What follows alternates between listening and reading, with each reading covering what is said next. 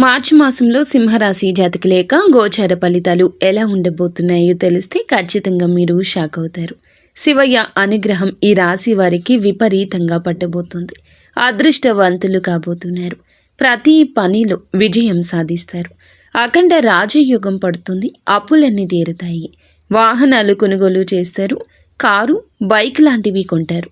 ఈ రాశి ఆడవారికి కానీ మగవారికి కానీ ఉద్యోగాల్లో ప్రమోషన్స్, ఇతర దేశ ప్రయాణాలు, వ్యాపారంలో ఇప్పటి వరకు చూడని ధన లాభం చూస్తారు.